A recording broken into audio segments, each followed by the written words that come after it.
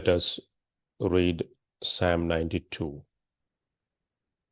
It is good to give thanks to the Lord, to sing praises to your name, O Most High, to declare your steadfast love in the morning and your faithfulness by night, to the music of the lute and the harp, to the melody of the lyre.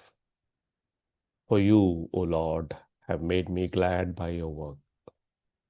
At the works of your hands I sing for joy. How great are your works, O Lord! Your thoughts are very deep. The stupid man cannot know, the fool cannot understand this, that though the wicked sprout like grass and all evildoers flourish, they are doomed to destruction forever. But you, O Lord, are on high forever. For behold your enemies, O Lord, for behold your enemies shall perish. All evildoers shall be scattered. But you have exalted my horn like that of the wild ox. You have poured over me fresh oil. My eyes have seen the downfall of my enemies. My ears have heard the doom of my evil assailants. The righteous flourish like the palm tree and grow like a cedar in Lebanon. They are planted in the house of the Lord. They flourish in the courts of our God. They still bear fruit in old age. They are ever full of sap and green. To declare that the Lord is upright, he is my rock, and there is no unrighteousness in him. There was a traveler who visited the forests of Lebanon many years ago. He had read about the mighty cedars of the Bible, but he wasn't prepared for what he saw. Standing before him were towering trees that seemed to touch the heavens, some over 100 feet tall, with trunks so wide that several men joining hands could barely encircle them. Their fragrance filled the air. Their branches spread like arms of strength, and their roots clung firmly to the rocky mountainside, weathering storms that could have destroyed lesser trees. The guide told him that some of those cedars had been alive for more than 1,000 years, standing tall and green through countless seasons of change. The traveler later wrote, "It was as if the trees themselves were preaching to me about endurance, strength, and a life firmly rooted in God." That image of the cedar tree comes alive in Psalm 92, a psalm written specifically as a song for the Sabbath. The people of Israel would sing this on their first day of rest, not as a duty, but as a delight. Sabbath was not meant to be a burden. It was meant to be a time of corporate worship, a time to lay aside the week's labors and remember the goodness of God together. And the psalm begins with a call to gratitude. It is good to give thanks to the Lord, to give praises to your name, O Most High. The most fitting thing we can do when we gather before God is to give thanks, to recount his goodness, his faithfulness, his steadfast love. The Hebrew word used here, hesed, is rich and layered. It speaks of loyal love, the kind of covenant love that binds God to his people. It is the same word often used to describe the faithful love within a marriage, a love that is not fickle, not here today and gone tomorrow, but steady, committed, and enduring. The psalmist does not just speak of this love, he sets it to music. Music is the language of the heart. And when we sing of God's faithfulness, it becomes a melody rising from deep within our souls. The psalmist tells us why he sings. For you, O Lord, have made me glad by your work. At the works of your hands I sing for joy. Worship is not empty ritual. It springs from remembering what God has done. The Sabbath was meant to be that weekly reminder. Look back at the works of God and rejoice. In Isaiah 58, God says that those who call the Sabbath a delight Those who turn from their own ways to honor him will take delight in the Lord and be lifted up to walk on the heights of the earth. The Sabbath was God's gracious gift to reorient his people's hearts, to teach them to rejoice in him rather than run endlessly after their own pleasures. But then the psalmist makes a striking contrast. He says the fool cannot understand the works of God. They may see the external, but they miss the deeper reality.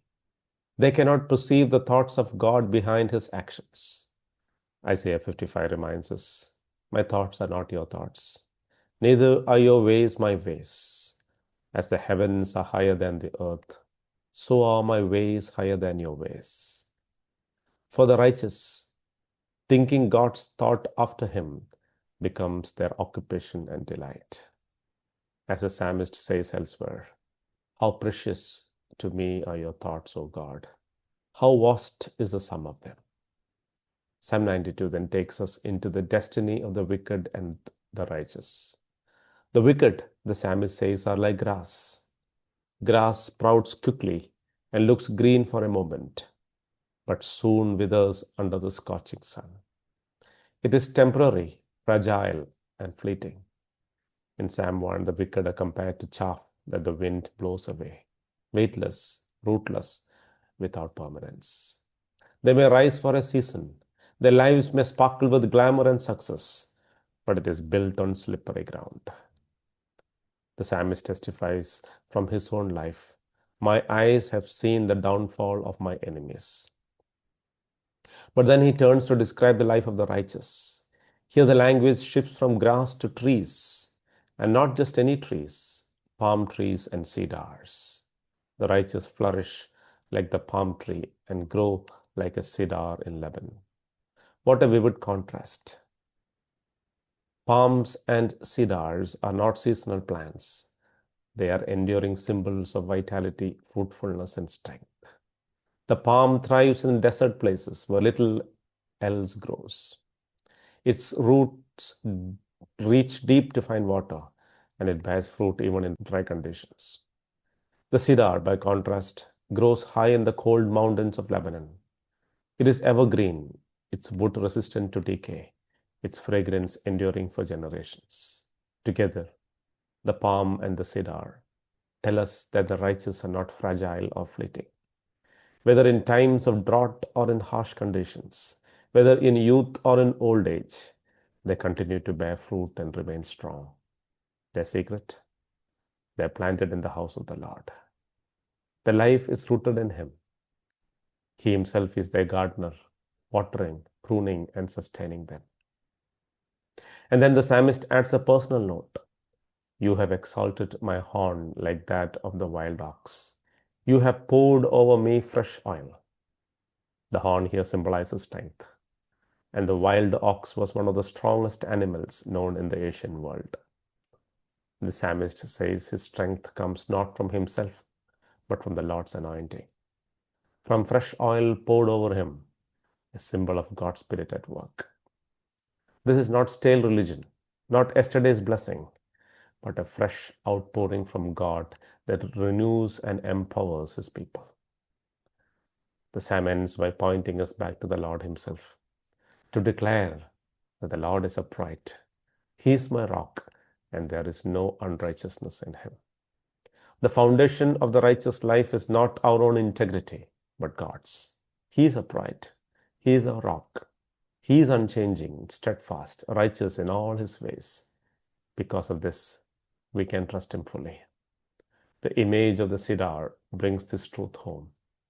A cedar tree can withstand centuries of storms, not because the storms are weak, but because its roots go deep and its core is strong. Likewise, the righteous flourish not because life is easy, because they are planted in God. They cling to him as their rock, and his life flows through them. And here lies the practical call for us today. Where are we planted? If our lives are rooted in shallow soil, if we are chasing temporary pleasures, if we are swayed by the glamour of the wicked, if our identity depends on fleeting success, We will be like grass, here today and gone tomorrow. But if we are planted in the house of the Lord, if we anchor ourselves in His word, if we delight in His presence, we will be like the palm and the cedar, bearing fruit even in dry seasons, flourishing even in old age, standing strong when storms rage. For some of us, this may mean rethinking how we approach worship. Do we see it as a duty, a weekly checkbox, or as a delight, an opportunity to thank God, to remember His works, to realign our hearts with His? For others, it may mean trusting God when life feels like a desert. Like the palm tree, we may be in dry season, but God has planted us to bear fruit even there. And for those who feel weary with age or weakened by trials, take courage. The cedar reminds us that even in old age, the righteous remain green and full of sap, still declaring that the Lord is upright. The psalmist leaves us with one enduring truth: the righteous flourish because they are rooted in God. And so the call to us is simple yet profound. Cling to Him as your rock, abide in Him as your source, delight in Him as your joy. Then, when the world looks at your life, they will see not fleeting grass, but a towering cedar, a fruitful palm, and they will know that it is the Lord who has done it. God bless.